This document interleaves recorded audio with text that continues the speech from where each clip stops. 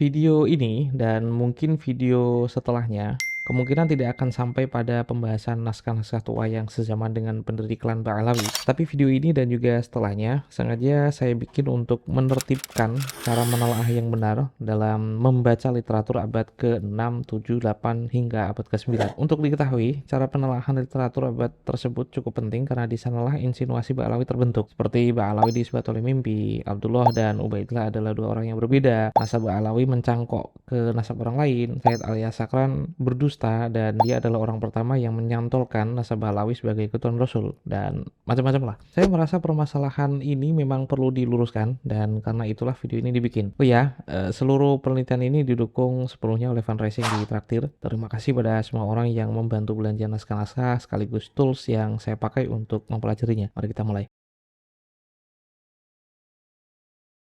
Sebelumnya, saya memberikan sudut pandang bahwa bacaan yang benar ialah Ghorbi Hadramut pada reportase Abu Ghraib kepada Al-Makrizi dalam At-Turfa Al-Ghoribah. Sementara pihak pro pembatalan nasab Alawi itu ternyata masih ngotot bahwa bacaan yang benar ialah Arab Hadramut. Kayaknya tidak mau menerima sudut pandang lain gitu. Sebenarnya saya itu tidak sendirian kalau membacanya dengan Ghorbi Hadramut. Saat saya membaca versi cetak At-Turfa Al-Ghoribah, di sana tertulis jelas bahwa min pada min Ghorbi Hadramut itu min bayaniyah atau min berfaedah menjelaskan konten berita khurafat atau berita ganjil dari Hadramut setelahnya. Versi cetak ini ditahqiq oleh Abu Abdurrahman Umar bin Ahmad Sobeh Al-Hadrami yang kayaknya agak wahabi gitu. Pada halaman 20, saat ia memberikan komentar pada cerita Abu Burek, redaksinya kayak gini nih. Coba rasakan redaksinya secara utuh. Hurufatu rajulin min qabilatil Ba'alawi fi na'i Abi Qadim wa annahu ta'allama isman minal asma min Umar al-Qadari. Qala Abu Burek wa akhbaronil faqihul mu'taqad Ibrahim bin Syekh Abdurrahman bin Muhammad Al-Alawi min qabilatin yuqalu laha Aba Alawi min Ghurbi Hadramut annahu ila akhirih. Kekhurafatan seorang laki dari kabilah Ba'alawi terkait pengumuman kematian Abi Qadim dan dia belajar Asmaul A'zam atau semacam adian ya dari Umar Al-Qadari. Abu Brik berkata, Ibrahim bin Syekh Abdurrahman bin Muhammad Al-Alawi, dari kabilah yang dipanggil dengan Aba Alawi, tentang kisah Hadramut, tentang kisah aneh Hadramut. Apa isi kisah aneh yang diberikan Ibrahim kepada Abu Bakar itu? Annahu jalasa yawman inda akhihi ila akhirih. Jadi suatu ketika dia itu bersama kakaknya yaitu Umar al-Muhdar dan disuruh ke bukit untuk menyiarkan berita kematian Abu Qadim. Dan di antara Abu Qadim dan juga Umar al-Muhdar itu punya perselisihan. Kata Ibrahim, siaran kematian itu kan hanya untuk orang yang sudah meninggal, sementara Abu Qadim itu kan ya masih hidup. Lantas Umar menyuruh pembantunya untuk melakukan hal yang ditolak Ibrahim Ba'alawi tadi. Belum sampai 1 jam setelah pembantunya menyiarkan berita kematian di bukit, Abu Qadim itu kebetulan berpapasan dengan preman-preman yang sedang mabuk dan berlumuran darah. Akhir cerita, Abu Qadim itu dibunuh oleh preman-preman ini. Jadi Abu Burek itu mengisahkan riwayat aneh dari Ibrahim bahwa kakaknya itu weruh sadurunge winarah, bisa tahu apa yang terjadi sebelum kejadian itu benar-benar terjadi. Dan bagi muhakkik kitab ini, kisah itu merupakan sebuah kekhurafatan atau sebuah mitologi. Dan sebenarnya bukan itu poin historis yang ingin saya bahas dalam reportase Al-Makrizi ya. Katakanlah saya keliru ketika membaca dengan Ghorbi Hadramut atau Abu Abdurrahman Umar bin Ahmad Sobeh Al-Hadrami tadi itu juga salah ketika memahaminya dengan Ghorbi Hadramut. Namun, ada dua fakta yang tidak bisa ditepis. Pertama, Ibrahim dan Umar Ba'alawi itu dijuluki dengan Alawi atau Al-Alawi, penisbatan pada kabilah Aba Alawi atau Trah Abu Alawi. Jika Trah Aba Alawi ini ialah kabilah Arab Hadramut biasa yang berarti bukan keturunan Rasul, saya itu penasaran. Buktikan kepada saya, adakah penguat yang sezaman dengan Abu Burek yang memang mengarah kepada kemungkinan seperti itu. Kedua,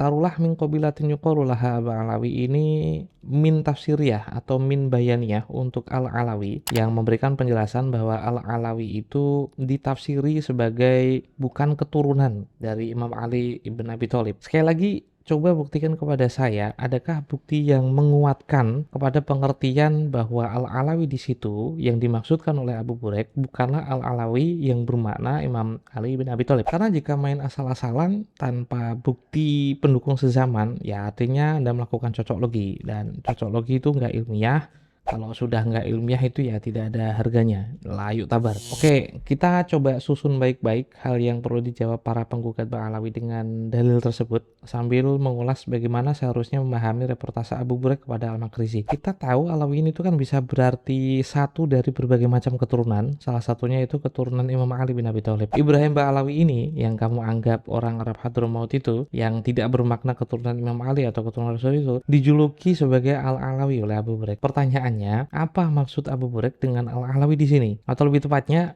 Alawi keturunan siapakah Umar dan Ibrahim Ba'alawi tadi? Kok bisa disebut Alawiyin oleh Abu Buraiq? Jawabannya menurut penggugat Ba'alawi itu kan mungkin begini ya. Al-Alawi itu bermakna keturunan orang yang berjulukan Abu Alawi, sebuah kabilah Hadramaut sebagaimana Min Bayaniyah menjelaskannya dalam redaksi Al-Alawi, berjulukan Al-Alawi min qabilatin yuqalu laha Aba Alawi. Al-Alawi ini julukan untuk kabilah yang disebut dengan kabilah Aba Alawi. Sehingga kala menyebut Umar Ba'alawi, saudaranya Ibrahim Al-Alawi tadi, Abu Buraiq itu menjulukinya dengan nama Umar Al-Ba'alawi. Jadi Umar Al-Alawi itu berarti Umar ialah keturunan Aba Alawi.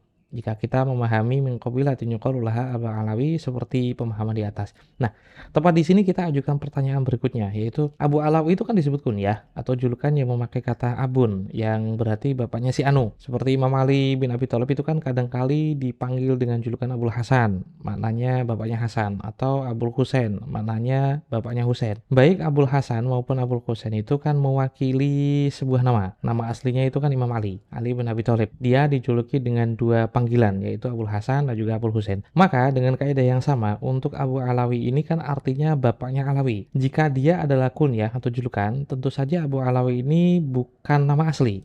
Jika dia mewakili nama asli atau sebuah isim, nama siapakah itu? Dan keturunan siapakah pemilik nama asli dari Abu Alawi ini? Coba kita lacak dulu siapa terah Abu Alawi ini atau Alu Abi Alawi ini memakai reportase yang sesama dengan Abu Buraiq. Saya merasa yakin bahwa memakai referensi dari intelektual yang hidup sezaman dengan Abu Buraiq itu cukup penting berdasarkan dua alasan. Pertama, untuk memahami Abu Buraiq berdasarkan maksudnya sendiri, dan hal ini cukup sulit karena At-Turfa Al-Ghoribah itu satu-satunya kitab yang bisa kita akses untuk mengetahui maksud dari Abu Buraiq. Yang kedua, karena kita kesulitan memahami Abu Buraiq sesuai maksudnya sendiri, bagi saya perlu komparasi dengan intelektual yang hidup sezaman dengan Abu Buraiq supaya kita bisa tahu bagaimana cara orang Yaman, tetangganya Abu Buraiq itu memiliki pemahaman tentang Umar Ba'alawi dan juga Ibrahim Ba'alawi ketika dijuluki dengan Al-Alawi. Karena jika orang lain memahami Abu Alawi dengan cara yang seragam, maka patut diduga Abu Buraiq itu punya maksud yang sama dengan tetangga-tetangganya atau sesuai dengan mainstream di masa itu. Karena para intelektual yang sezama dengan Abu Buraiq itu mewakili pendapat mainstream gitu. Maksudnya begini,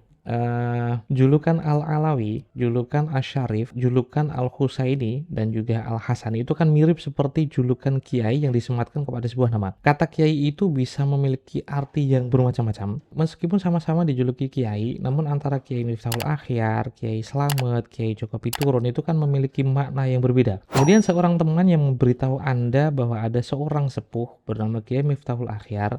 Kiai adalah julukan untuk orang sepuh ini, dan seperti yang kita tahu, kiai itu memiliki arti yang cukup beragam. Saat lebih dari satu orang yang sezaman dengan teman Anda mengkonfirmasi bahwa kiai yang menjadi julukan bagi Kiai Miftahul Akhyar itu berarti tokoh di masyarakat yang memiliki pondok pesantren di Jawa Timur sekaligus menjadi Rois Suriah Nahdlatul Ulama, tentu saja reportase orang yang sezaman dengan teman Anda ini adalah pemahaman mainstream waktu itu, sekaligus menjadi indikator seperti itulah teman Anda memahami kiai untuk kata atau untuk nama Kiai Miftahul Akhyar. Bagaimana jika pendapat orang-orang yang sezaman dengan Abu Buraiq itu tidak mewakili maksud yang sebenarnya dari Abu Buraiq? Tentu saja hal ini agak mustahil terjadi.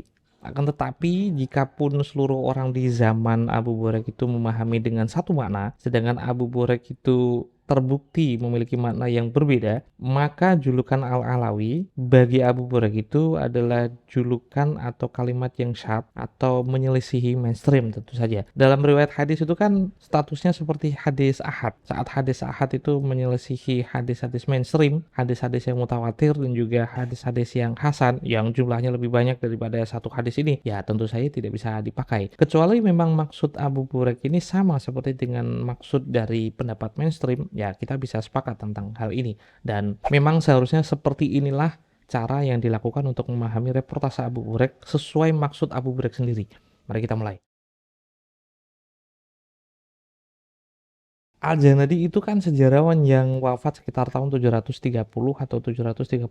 Jadi menurut perhitungan, jika Abu Buraiq itu lahir sekitar tahun 711 Hijriah, maka Abu Buraiq itu mendapati masa kehidupan Al-Janadi sekitar 20 atau 23 tahun. Di dalam kitabnya yang berjudul As-Suluk fi Tabaqatul Ulama wal Muluk, ia menyebutkan Abu Alawi sebanyak 2 kali, yaitu saat ia memberikan biografi Ali bin Jadid dan 7 orang Ba'alawi yang secara mafhum, Ba'alawi merupakan kerabat sepupu biologis Ali bin Jadid yang sama-sama bagian dari terah Abu Alawi. Maksudnya, baik Ali bin Jadid dan juga Ba'alawi itu sama-sama keturunan Abu Alawi. Wa yu'rafu bisyarif Abil Jadid inda ahli Yaman asluhu min Hadramut min asyrafu nalik yu'rafuna bi Ali Abi Alawi baiti solahin wa ibadatin ala tariqati tasawuf. Ali bin Jadid ini kan dikenal dengan Syarif Abi Jadid di mata penduduk orang Yaman. Ali bin Jadid ini asli Hadramut dari golongan asyraf atau keturunan Rasul yang dikenal dengan terah Abu Alawi. Yu'rafuna bi Ali Abi Alawi ini adalah na'at jumlah yang disusun dari fi'il mudhari dalam bentuk fi'il majhul dan naibul fa'il. Jumlah ini ditulis untuk menjelaskan redaksi asyrafun nalik yang sama-sama plural atau jamak gitu. Mudahnya itu kayak gini. Ada terah atau kabilah bernama Abu Alawi. Mereka merupakan terah keturunan Rasul, asal mereka Hadramut, dikenal seperti itu oleh penduduk Yaman, dan Ali bin Jadid ini adalah bagian dari terah Abu Alawi itu. Kenapa kata Asyrafun Nalik itu bisa saya pastikan bermakna kelompok keturunan Rasul? Hal itu karena silsilah Ali bin Jadid itu lempang lurus laki-laki sampai Imam Husain bin Ali bin Abi Thalib seperti yang ditulis oleh Al-Janadi. Disebut terah itu kan karena keturunan lempang lelaki ya. Jadi tidak mungkin perempuan itu mewarisi kabilah ayahnya. Jika dia memiliki suami dari kabilah orang lain, maka anaknya atau keturunannya itu tidak memakai kabilah dari ayahnya, tapi kabilah dari suaminya. Dari Al-Janadi sebenarnya kita bisa mengetahui bahwa Ba'alawi itu merupakan sepupu biologis dan artinya juga lempang lurus juga sampai Imam Ali, sama seperti Ali bin Jadid. Perbedaannya, 7 orang Ba'alawi dalam reportase Al-Janadi itu tidak ditulis silsilah lengkapnya. Nah, ada yang berusaha meragukan As-Suluk karya Al-Janadi sebagai dasar pengisbatan karena ia merupakan kitab Tobaqot dalam genre sejarah, bukan kitab nasab. Menurut mereka, kitab sejarah itu tidak bisa diandalkan karena hanya menulis sesuai pengakuan tokohnya saja. Karena pengakuan seorang tokoh merupakan bagian dari sejarah, makanya Al-Janadi itu asal-asalan saja menulisnya dan diterima tanpa sekalipun melakukan verifikasi mendalam. Pertanyaan saya kan gini, benarkah teori itu? Pertama, Al-Janadi itu wafat pada tahun 732. Sementara Ali bin Jadid itu wafat tahun 620 Hijriah setelah 2 tahun tinggal di Oman. Hampir mustahil Al-Janadi itu bertemu Ali bin Jadid. Kendati pun bertemu, Al-Janadi itu mungkin saja masih balita dan tidak mungkin tahu sejarah hidupnya. Jadi dugaan bahwa Al-Janadi hanya menulis sesuai pengakuan Ali bin Jadid itu bisa dipastikan sebagai dugaan yang tidak berdasar. Kedua, Al-Janadi itu seorang intelektual Yaman dan dia itu tokoh yang terpelajar. Sebagai orang yang terpelajar, dia sangat tahu bagaimana caranya memvalidasi sebuah informasi historis. Dan sebagai pelajar pula, dia pun menyandarkan bukunya kepada penelitian intelektual terdahulu, sebagaimana ia akui dalam As-Suluk. Pada juz 2 halaman 466, ketika ia memberikan biografi Ibn Samurah Al-Ja'di, ia mengaku bahwa syaikhi fi jam'i hadzal kitabi walaula kitabuhu lam ahtadi ila ta'lifi ma allaftu. Ibnu Samurah itu kan guruku dalam kompilasi kitab ini, dalam mengompilasi kitab ini, yaitu kitab As-Suluk. Andaikan tidak ada kitab Ibnu Samurah, maka aku tidak akan dapat petunjuk satupun dalam menyusun kitab As-Suluk. Sebenarnya dari redaksi itu dia ingin mengatakan kepada semua orang bahwa kitab As-Suluk itu memiliki sanad, yaitu berasal dari Ibnu Samurah. Ini clear, jelas bahwa Al-Janadi tidak main asal dalam menulis kompilasi kitab dalam As-Suluk. Kemudian pada juz 2 halaman 157, saat memberikan biografi pada Abul Hasan Ali bin Umar bin Muhammad bin Ali bin Abil Qasim Al-Himyari yang lahir pada tahun 572 Hijriah dan wafat pada tahun 667 Hijriah, wa huwa ma'i idh kuntu astashibuhu fi safar faqara'tu alaihi ba'dahu fa'ajaztuhu bihi wa lahu musannafatun fil hadis wa zailu tabaqat ibni Samurah wa min ta'liqihi akhadtu tarikh jama'atin minal fuqaha. Jadi suatu ketika aku menemaninya dalam sebuah perjalanan, aku pun membacakan beberapa kitab dan mengijazahkan kepadanya. Dia memiliki banyak karangan kitab dalam ilmu hadis dan juga punya banyak notasi untuk kitabnya Ibnu Samurah. Dan dari notasi yang dia berikan itu di dalam kitab Ibnu Samurah, aku menulis sejarah para intelektual fikih di dalam kitab As-Suluk tentu saja. Pesan penting selanjutnya, Al-Janadi itu memberikan informasi kepada semua pembacanya referensi yang ia pakai dalam kitab As-Suluk, yaitu notasi dari Abul Hasan Ali bin Umar Al-Himyari yang mengkaji kitabnya Ibnu Samurah. Lantas pertanyaan kan gini, apakah notasi Al-Himyari ini bisa dijadikan pegangan? Bagi saya tentu saja bisa dijadikan pegangan. Ia lahir pada tahun 572 Hijriah dan Ibnu Samurah itu wafat setelah tahun 580 Hijriah. Artinya Al-Himyari itu mendapati 2 dekade, hampir 20 tahun masa kehidupan Ibnu Samurah. Dan patut diduga Al-Himyari ini mengkaji kitab Ibnu Samurah di depan Ibnu Samurah sambil memberikan notasi di dalam kitab itu. Atau kemungkinan yang kedua, Al-Himyari itu mengaji kepada orang lain yang telah mengaji kitab Ibnu Samurah dan kemungkinan besar mengaji di depan Ibnu Samurah. Kemudian pada tahun 667 Hijriah, Al-Himyari bertemu Al-Janadi, memberikan ijazah, membacakan kitab juga, dan membaca notasi yang dia tambahkan dalam kitab Ibnu Samurah. Dan bersumber dari notasi inilah, Al-Janadi mengaku secara terang-terangan mengumpulkan informasi intelektual Yaman di dalam kitab As-Suluk yang dia tulis. Dengan kata lain, notasi Al-Himyari ialah referensi Al-Janadi dalam menulis As-Suluk awal hingga akhir. Dan ini yang terakhir ya, pada juz 1 halaman 366. Walil Qadi Ahmad Tazyilul Qadai fi Tarikh walahu Syarhul Khatib Ibn Batah walahu Tarikhul Yaman mujarradan lam aqif ala syai'in min dzalika illa an-naql Ibnu Samurah wa ghairihi. Jadi Qadi Ahmad itu kan memiliki notasi pada Tarikh Al-Qadai. Dia juga menulis syarah dari kitabnya Al-Khatib Ibn Batah dan juga menulis kitab Tarikh Yaman atau sejarah Yaman secara spesifik, secara tersendiri. Dan aku, Al-Janadi maksudnya, tidak menemukan kitab tarikh tersebut kecuali informasi di dalamnya itu ternyata mengutip reportase Ibnu Samurah dan ulama lain. Perhatikan kalimat di atas ya. Walam aktif ala itu bermakna seperti adroktu udriku. Dan aku tidak menemukan kitab tarikh Yaman buatannya kecuali di dalamnya mengutip reportase Ibnu Samurah dan ulama lain. Memang tidak dijelaskan Al-Janadi selain Ibnu Samurah siapa ulama lain yang pendapatnya itu dinukil oleh Qadi Ahmad dalam menyusun tarikh Yaman. Artinya dalam redaksi itu ya secara mafhum kan kita bisa memahami bahwa kitab tarikh bikinan Qadi Ahmad itu juga sudah dibaca dan ditelaah oleh Al-Janadi. Dan patut diduga Al-Janadi itu menjadikan kitab ini sebagai referensi dalam As-Suluk. Jadi minimal dalam pengakuan Al-Janadi itu dia memiliki sandaran yaitu kitab dari intelektual sebelum dia yaitu Ibnu Samurah, notasi dari Al-Himyari dan juga notasi atau Tarikhul Yaman dari Qadi Ahmad. Nah, siapa Qadi Ahmad ini? Ibnu Samurah dalam Tabaqat Fuqaha'il Yaman halaman 236 ia mereportase biografi Qadi Ahmad bin Ali Al-Hamdani. Di dalam biografinya Qadi Ahmad itu disebutkan Ulida fi syahri Ramadan sanata isnain wa arba'ina wa khamsami'ah. Qadi Ahmad ini lahir pada tahun 542 Hijriah. Minimal As-Suluk itu jelas memiliki 3 macam referensi yang diakui sendiri oleh Al-Janadi. Pertama, kitab Ibnu Samurah. Kedua, notasi dari Al-Himyari pada kitab Ibnu Samurah. Dan ketiga, kitab Tarikh Yaman karya Qadi Ahmad Al-Hamdani, di mana kutipan Ibnu Samurah dan juga ulama selain Ibnu Samurah dinukil oleh Qadi Ahmad untuk menyusun dan menjadi referensi dalam penyusunan kitab Tarikh Yaman, yang mana Tarikh Yaman itu menjadi rujukan Al-Janadi dalam menyusun As-Suluk. Dan patut diduga karena ketiga ulama ini kan sezaman nih dengan Ali bin Jadid yang wafat sekitar tahun 620.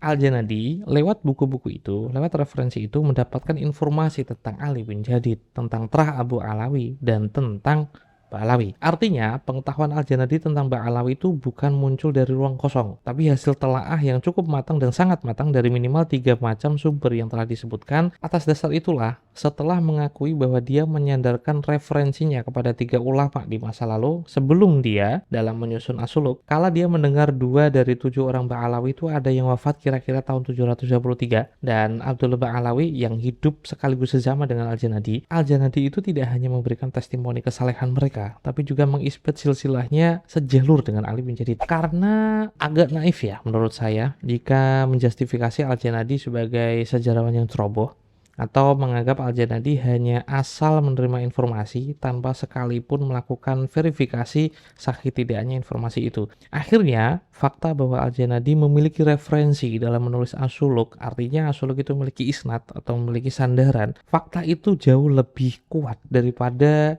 cocok logi teori bahwa Al-Janadi adalah sejarawan yang teledor. Itu sekelumit jalan pemikiran yang menurut saya cukup benar untuk melihat Al-Janadi adalah orang pertama yang bisa kita pakai untuk mengetahui Benarkah Mbak Alawi keturunan Rasul pada abad ke-8?